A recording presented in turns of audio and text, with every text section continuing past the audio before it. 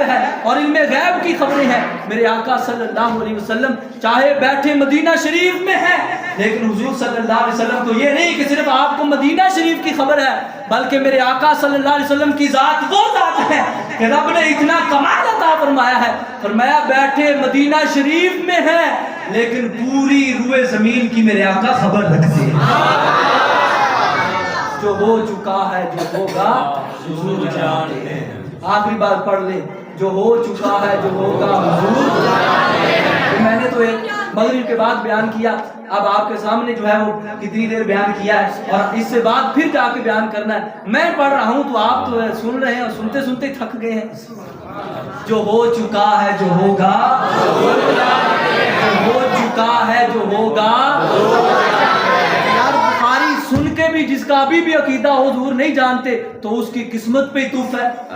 اور بخاری کو ماننے والوں، بخاری کی رٹ لگانے والوں، بخاری سن کے بھی اگر یہ بندہ نہ کہے کہ جو ہو چکا ہے جو ہوگا حضور جانتے ہیں، اس کے مقدر پہ ہم کیا کریں؟ امام بخاری نے حضور کی روایات صحیح نقل کر دی، فرما دیا حضور نے سب کچھ کائنات میں جو ہونا تھا وہ شروع سے لے کر آخر تک سب بتا دیا۔ اور ابھی جو ہے وہ ایک کوئی بندہ جو ہے وہ اپنے ذہن کو تنگ کر کے بیٹھا ہو، میں نہیں مانوں گا، آپ جتنی مرضی دلیلیں دے دیں، تو شیطان کو بندہ چاہے 100 دلیل دے دے وہ نہیں ماننے والا، لیکن جو عاشق رسول ہے اس کو ایک دلیل بھی دکھتی ہے۔ مل کے پڑھیں، جو ہو چکا ہے جو ہوگا،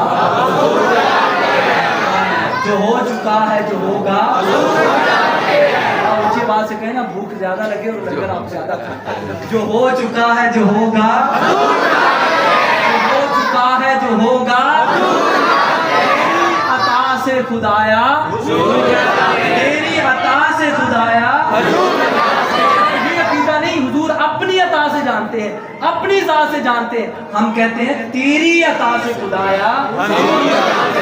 رب کی شان ہے نا، رب جتنا چاہے اپنے حبیب کو عطا فرما دے، آپ میں کون ہوتے ہیں ان کی شان گھٹانے والے؟ اللہ فرماتا ہے وَرَفَعْنَا لَكَ ذِكْرَكَ